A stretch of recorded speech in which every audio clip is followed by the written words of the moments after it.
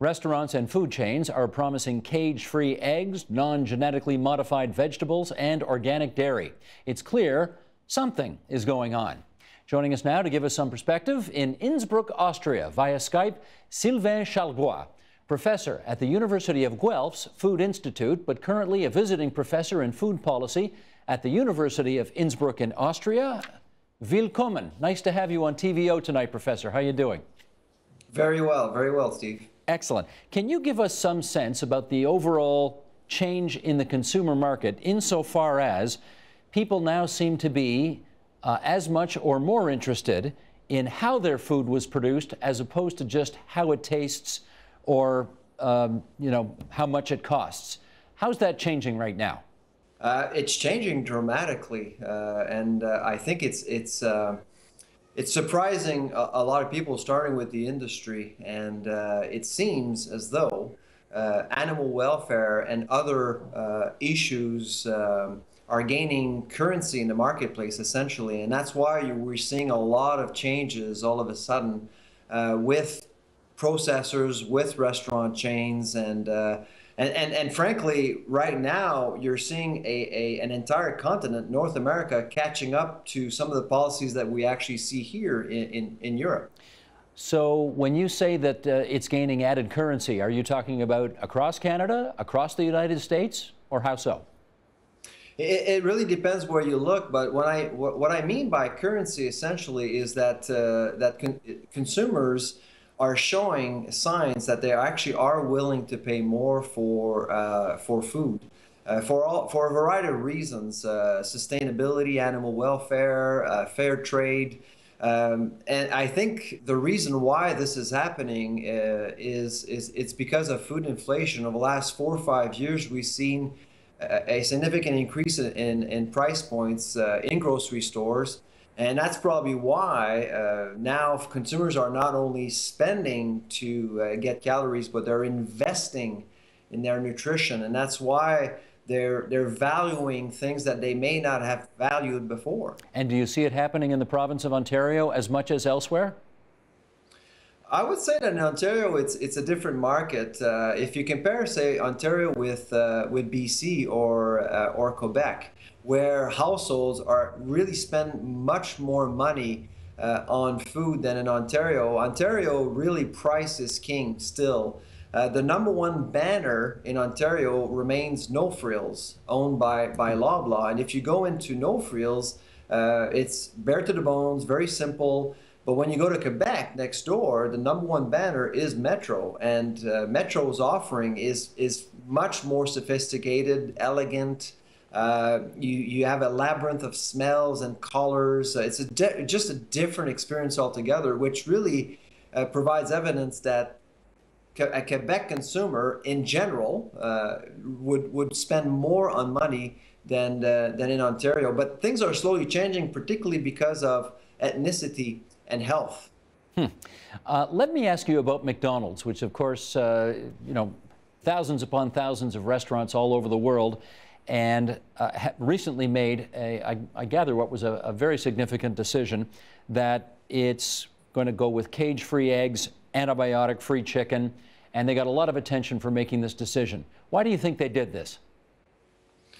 I think they did it because it was a sound business move for them, essentially. They're giving themselves 10 years, which really shows how difficult our supply management regime is. If you want to change things in the code of practice, if you want to change anything, really, you need time. What really McDonald's did right, as far as I'm concerned, with their announcement was that not only they decided to go cage-free with their eggs, and they do buy 120 million eggs a year, and that's a lot of eggs. You need millions of hens, laying hens, to support McDonald's. They've decided to partner with farmers, and that's really what is important here. They've recognized that in order to basically use their pull effect to respond to market needs, what consumers are looking for, they actually really have to work well with farmers, and that's what they're doing, and that's what they intend to do over the next 10 years. And And I suspect we'll see more and more of these things moving forward. How significant do you think that move is for the egg industry itself?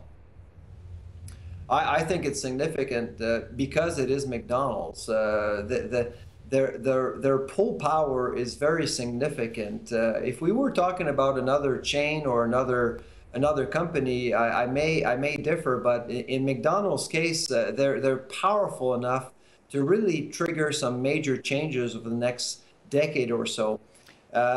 However, I must say that I mean they've moved forward on the fact that they've recognized that animal welfare has currency, but I'm really looking forward to see how the market will react to higher prices, because inevitably eggs will be more expensive in Canada. Well, that's what my next question was going to be. I mean, if you want to treat animals better, more ethically, it does cost more. Presumably the food, therefore, then costs more. You know, McDonald's is, of course, extremely well known for the fact that their meals are so inexpensive.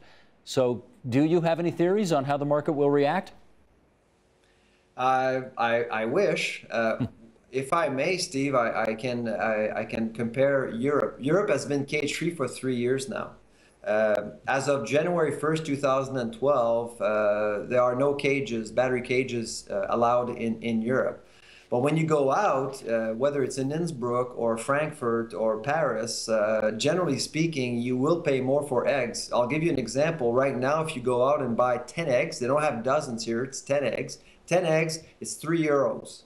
So about $4.50, which is much more expensive than eggs that right now in Canada. But the other thing that we need to keep in mind are supplies. Easter, long weekends, often you actually end up not seeing any eggs at all. So supplies do vary. So as soon as you put more pressure on production, going cage-free, for example, supplies may vary. And that it's going to be interesting to watch how Canadians react to that. So they do want cage-free eggs, but are they actually willing to pay more, and are they willing to accept that sometimes they may not have access to eggs at all?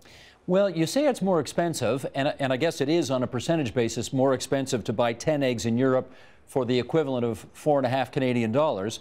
But, you know, in the grand scheme of things, it's not that much more expensive, is it really, to do things ethically and to do things in a more appropriate way? I mean, at the end of the day, we're talking about, what, is it $1 or $2 more for a dozen eggs here in Canada? It's not significantly more. No, it's not. But for families with less means, it could be significant. But I would say that right now we're seeing an industry recognizing that the marketplace is actually willing to pay for the actual cost of food. There's this shift, and that shift really probably started back in 2007 and 2008 with riots around the world when commodity prices went up, jumped 70, 90, 100%. That was a bit of a wake-up call. And of course, in Canada, with food prices, food inflation, I think people are really re-questioning how they eat. We just did a survey at the University of Guelph on beef consumption, and because beef prices have gone up 30% over the last 2 years, consumers are starting to think about the ethical treatment of animals. They're starting to think about is it sustainable to produce beef at all?